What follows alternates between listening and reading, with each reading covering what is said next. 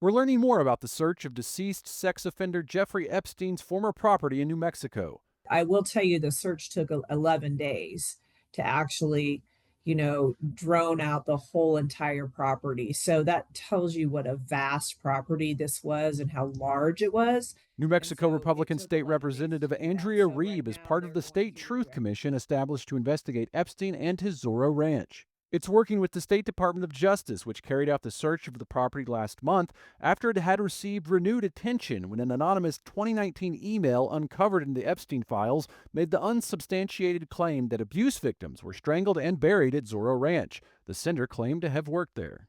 Were human remains found? Were they not found?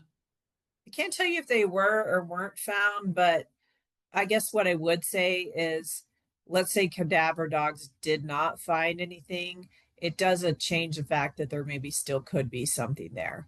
These images of Zorro Ranch taken in the early 2000s were given to EWTN News by a former worker at the ranch. Former workers told us they would agree to speak about their time at Zorro Ranch if the New Mexico Truth Commission called on them to testify. They need to be reached out to, preferably by law enforcement, but they will play, I think, a big role in, what may or may not have happened at the ranch.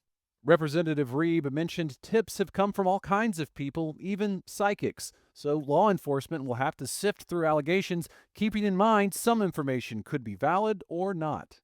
In the Epstein files, one document describes an April 2020 account given to the FBI in Albuquerque from someone whose name is redacted and makes the unsubstantiated claim that one of Epstein's Zorro Ranch victims was raped and became pregnant before the baby was then sacrificed and buried at the Christ United Methodist Church near Albuquerque.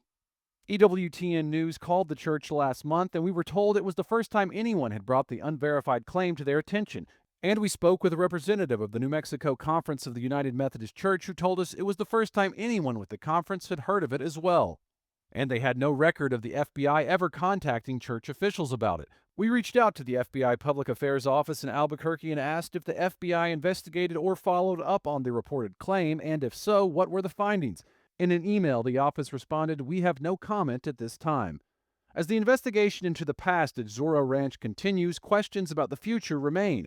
We called the current ranch manager, who told us no comment when we asked questions about the property and referred us to the officially released statements by the owners. On X earlier this year, former Republican State Senator Don Huffines, who is running for Texas Comptroller, wrote, "What the enemy once meant for evil, God can redeem for good."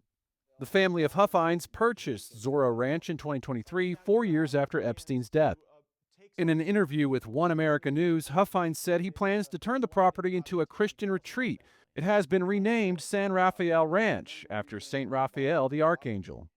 This was obviously a dark place, and we wanted to put light in a dark place. It always shines the brightest when you do that. The Huffines campaign has not returned our calls or emails. New Mexico authorities say the ranch owners are cooperating with law enforcement as the investigation continues. Mark Irons, EWTN News Nightly.